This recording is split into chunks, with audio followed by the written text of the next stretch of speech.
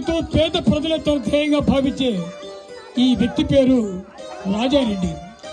ఇతను అనామకులైన ఒక అమ్మాయిని ప్రేమించి ఆమెకు ఒక నునువు నీడనియ్యాలని ఆశతో ఈ అమ్మాయిని వివాహం ఆటకు సిద్ధంగా ఉన్నాడు. ఇతను మంచికి మారు పేరు, నిజాయితీకి మరో పేరు. కష్టపడే వారి ముఖం చూడని మనిషి. ఎంతైనా సరే పేదవాళ్లకు సహాయం చేద్దాం, పేదవాళ్ళను బాగు చేద్దాం. పేదవాళ్ళు అన్యాయం పోతున్నారు. పేదవాడికి ఏదైనా కష్టం జరిగితే తను బాధ తట్టుకునే మనిషి కాదు.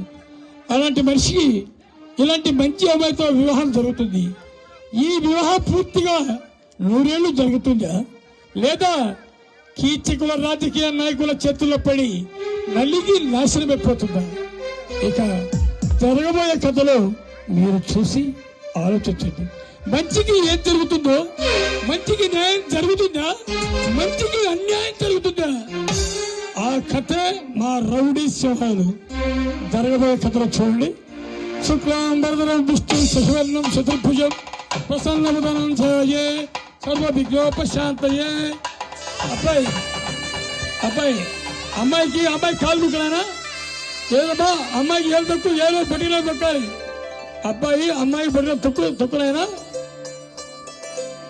గట్టిమేళ జీలకర్ర బెల్లం గట్టిమేళ వేయించండి.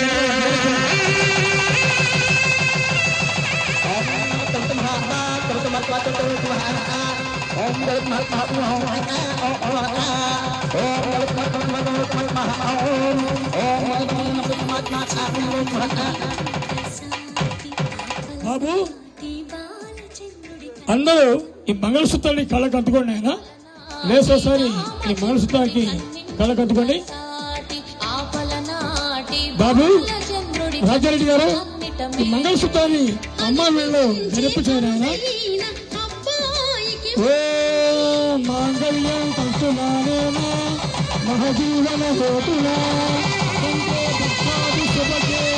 సంగీతం శబదాంశం మాంగళ్య ధారణ మహోచ్చ శుభమహోత్తు.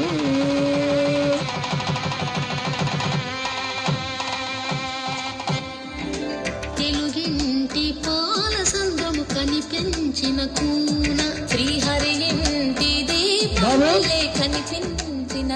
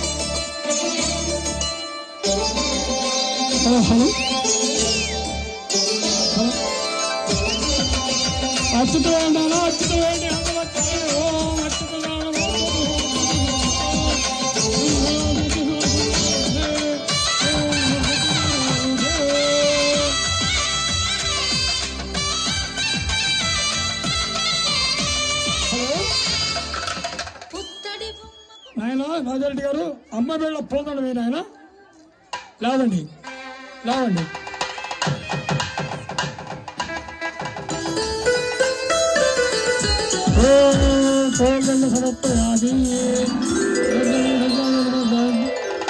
అమ్మా లక్ష్మి, అమ్మ వేళ పోతాడు పోయమ్మా.